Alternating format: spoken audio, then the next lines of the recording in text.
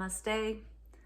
I'm Joe Loftis of Nuit Astrology. Welcome to your Planetary Energy Forecast for the week of January 31st, 2022. So we're heading into February, but we're starting off the week. We're finishing up January 30th and 31st. We've got the Sun, which is in Aquarius, in a harsh angle to Uranus, which is in Taurus. And this is kind of at the same degree where Uranus was squaring Saturn last year. And this Sun, the Sun is pretty close to Saturn all week. So this is kind of an interesting energy. I think this is really going to highlight some of the things last year. If you look at something and you're like, wow, that was the same theme that we saw last year and we didn't manage it, and here we are still. I think that's going to be one of the primary themes here from this square. But I'm kind of digging this because I feel like this will just really help you to guide you to get on track for this new moon that happens on Monday, February 1st. It's at 12 degrees of Aquarius. And I'm going to check the time here, 12:46 a.m. in the East Coast. So this is a really powerful energy. I mean, it's just, there's all this energy in Capricorn, right? We were working with that last week, and now we've got to really amp up the Aquarian sector of the chart. And so if you're an Aquarius, this is a very big week for you. This is also a really big energy week for Pisces. Why? Well, interestingly enough, Neptune is kind of a rogue this week. When a planet is moving through the sky and not really interacting with someone else, it sometimes has a tendency to take over. It's like a rogue. It's like, I don't have to do what none of y'all are telling me to do, but do my own thing, okay? And Neptune's cruising through Pisces. Neptune is strong this year, but definitely a power player.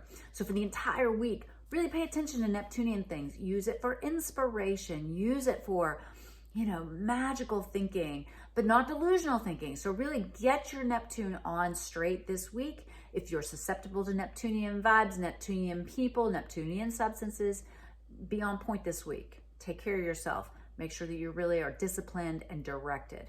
All right. Let's get back to that new moon. That new moon in the sign of Aquarius. It's just a really beautiful new moon, and it's got a lot of beautiful beneficial energies that flow out through the rest of the week. It's also, it touches Saturn. After they meet, they touch Saturn, the moon and the sun, because that's what a new moon is, right? The moon and the sun together. But I really like this. I look at this as like a new moon glue.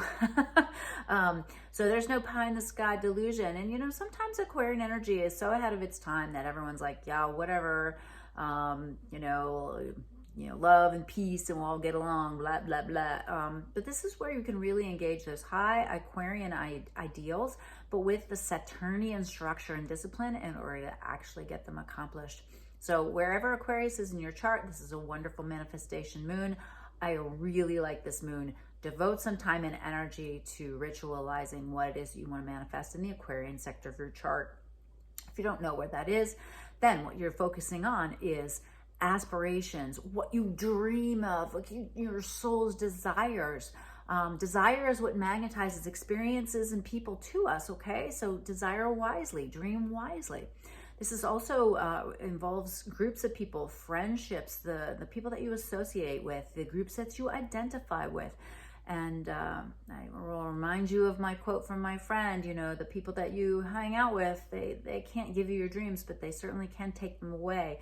And make sure this week that you're really, when you're manifesting for this new moon, and that would be, Tuesday, even within the next day or so, I would really see that with the Saturn there. I mean, this is a serious manifestation moon. And then the moon goes ahead and hits Jupiter on the 2nd. This is such a good week.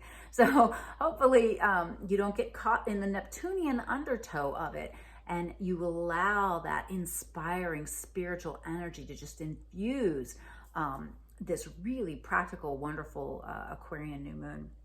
All right. Thursday, the 3rd, Mercury goes direct, which is great. We're always looking for the station of Mercury, and the moon has just a ton of great aspects. The next day, Mars sextiles Jupiter, and then the sun has its true conjunction with Saturn instead of just being an orb. So Definitely hard work themes throughout the week, but look for the week to be one of inspiration, one where you can kind of see the bigger picture. You could maybe catch a glimpse of the future and make sure that you're participating in that based on where Aquarius is in your chart. And of course, if you don't know where Aquarius is in your chart, get on astro.com. Make sure if you are looking at any kind of general forecast like this, you know your rising sign, or if you have an intercepted chart, unless you work with whole signs, you'll need to know your rising sign. And if all that sounds like gobbledygook, please hop on the website and book a consultation. I mean, I would be happy to help you figure all that out. All right, well, I hope you have a marvelous week, and I'll catch you in the next Planetary Energy Forecast. If you like this and found it helpful, please hit the like button.